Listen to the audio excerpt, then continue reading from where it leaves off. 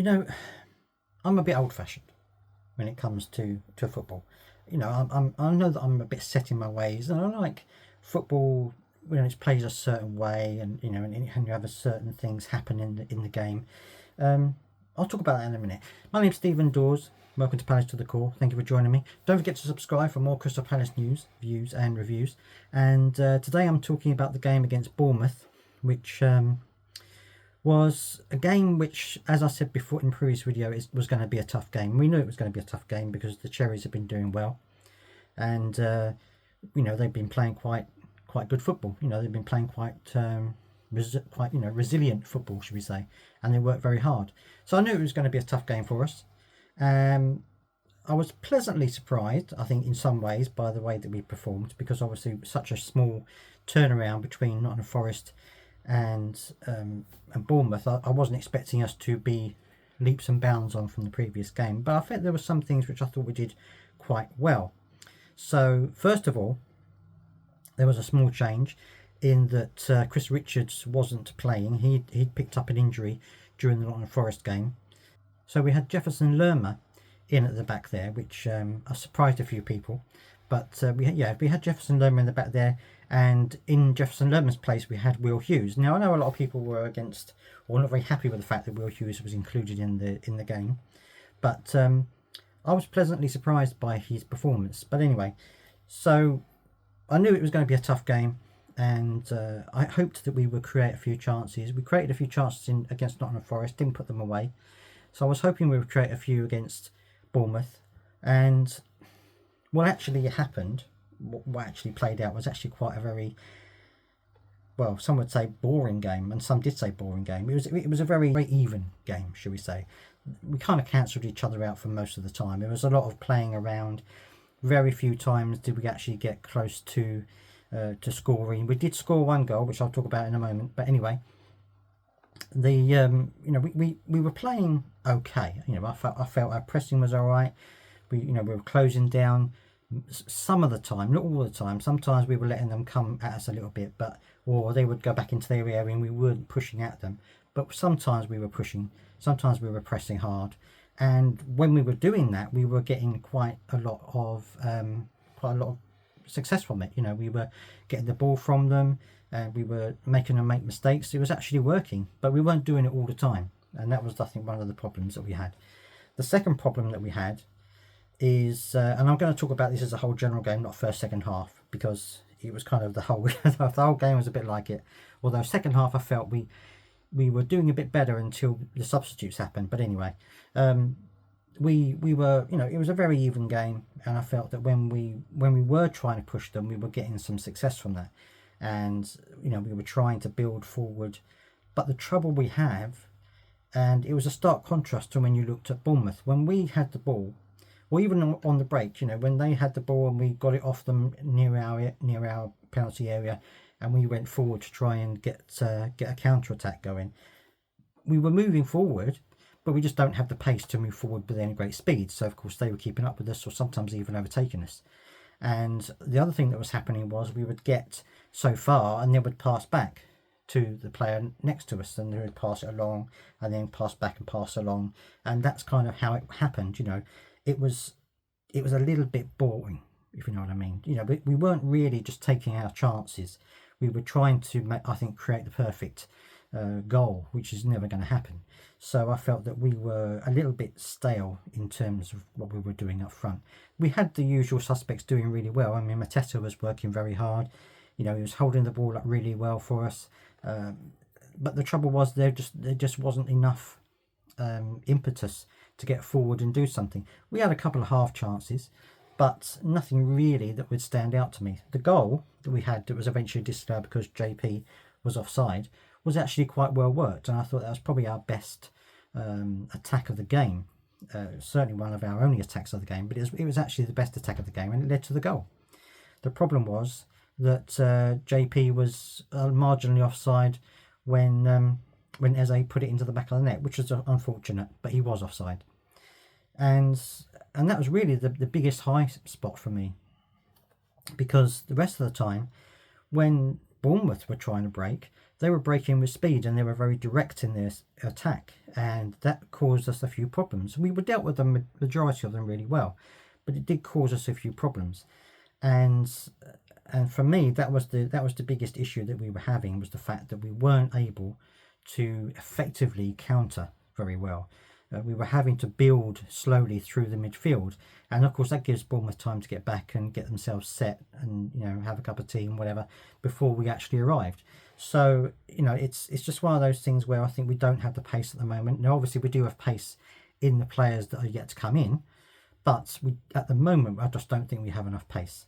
So that was one of the issues I was having. And the other issue I was having, and I know that this is quite an old-fashioned way to look at football these days, because now it's all about progression, it's all about, you know, the transition, it's all about getting the ball forward and creating space and things like that, and playing down through the channels and stuff like that. But would it really be so bad if we put in a couple of crosses? You know, I really do think that, you know, just occasional crosses to mix things up a bit would be really nice. I think Jordan Ayew did it at one point in the game, but I think that was only I think it was maybe one or two crosses that we put in the whole game. And I'm just thinking, you know, if we're busting a gut to get into the penalty area, let's try and give the defence something to worry about. You know, let's put a ball in there and make the keeper work for it, or try and you know, try and get a mistake to happen, because it was an awful day. I mean, the rain was lashing down, the wind was howling, it was really, really bad conditions. The pitch was slippery. You know, just take a chance, put it in, and either a long, you know, an overhead cross. But I think more, you know, you might have got more chance from a low cross going across the ground, so it's fizzing across the ground. There wasn't anything like that, and I know that, you know, that's not necessarily what football is these days, but now and again I think a couple of crosses here and there would mix things up a bit and make the defence less assured as to what you're going to do, because most of the time you could tell what we were going to do. We were going to get the ball so far, and then we were going to go back and across and back and across. And Oliver Glasner did say that he felt that we got into good positions, but we weren't taking the shots. And he said, look, just take the shots. And he agreed. With the conditions that they were at, we could have just taken a shot. We could have had a go and see what happened. Test the keeper, test the defenders. But we didn't do that. And I think that's something he said he's going to work on in the future. Obviously, we haven't got long now until the Man City game, so I don't think that's anything that's going to happen between now and then. But it's something that he does understand is something that needs to be worked at. In terms of the players, it was a bit of a mixed bag for me. I felt that Lerma did really well when he was at the back. I think he played really well there. I think Will Hughes actually had a very good game. I know a lot of people slate him, and I've slated him myself in the past, but I felt he had a really good game. I felt that he was quite assured. His passing was quite good. Yes, he got one foul and he got a yellow card for it, but he wasn't, you know, diving in like he has done in previous games. He was actually very good at breaking up the play in the middle there with Adam Wharton. I thought Wharton had another good game as well. Eze, I think, drifted in and out a little bit. Had a better game than he had at Forest, I think, but drifted in and out a little bit. The goal was obviously good, but the rest of the time he was a little bit in and out. I don't think he's fully fit yet. Jordan Ayew actually had quite a bad game. He kind of wasn't really at the races in this game at all, and he's been subbed the last couple of games before the end of the match. And I'm wondering whether he's carrying some kind of injury, because, you know, he hasn't quite been himself lately. And I think that that, coupled with the fact that he's being withdrawn early, suggests that maybe he's got some kind of injury that he's carrying that they haven't told us about. But he just wasn't himself in this particular game. Apart from that, everyone else I think played okay. We had a few substitutions. Ozo came on for the last 20 minutes or something like that, and I really wanted him to do well. He came on in the defence area, and Jefferson Lerma moved into the midfield, and Will Hughes went off.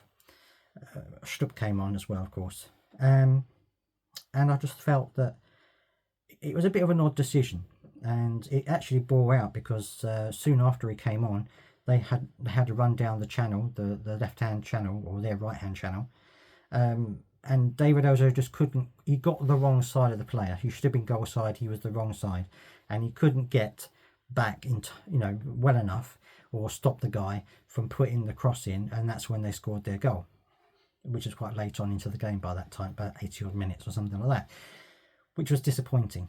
And you know, you can't really say it was. You can't put too much blame on him because he was in the wrong position. You know, he's not a defender, and later on he was moved into the midfield. But I feel that he still should have done a little bit better for me, personally speaking. I think he still should have done a little bit better. You know, this is a basic defensive tactic, and you know, every player on the pitch now these days has to have a defensive side to their game. You know, it's not like the old days when it was just the defenders defending, or maybe a couple of midfielders as well. Every player from the front to the back now has to have a defensive duty. So, you know, I think he should have done better with that. But let me know down in the comments what you thought about that incident, whether you felt that it was his, you know, he should be blamed for it, or do you think that actually it was wrong of Glasner to put him in that position in the first place. But anyway, so yeah, we conceded the late goal, and although we did try to get back at them after that, it wasn't really going to happen because we didn't really have any forward threat at all, really, that much. So, and that's the problem that I'm having at the moment. You know, we're not taking our chances. We're getting in good positions and we're not doing anything with it, and that's something I know that, as I said before, Oliver Glasner has picked up on as well.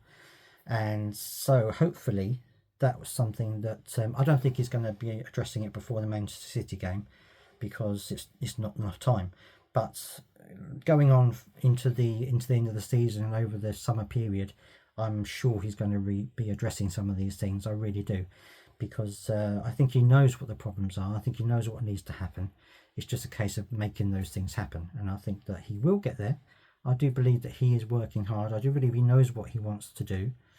I think some of it might be a little bit of lack of confidence from the players' point of view. You know, they're not quite sure about, you know, they're still kind of half playing in the old way, half playing in the new way, and I think it's going to take a little bit of time for them to get their heads around the new system. But I'm sure they will, and I'm sure that we will have some good performances when that happens. And of course, when we get the players back that we've got injured, we will have we will be in a much better position as well. So that's just my thoughts. But I would love to hear your thoughts on the situation. Let me know what you thought about the game. Let me know your thought about Eze's goal. Was it offside? Well, they're pretty sure it was offside. I think it probably was, but let me have your thoughts on it as well. And also let me know what you thought about Ozo's performance and Will Hughes' performance as well. Let me know your thoughts on that as well. Thank you for joining me, and I will see you in the preview to Manchester City. Goodbye.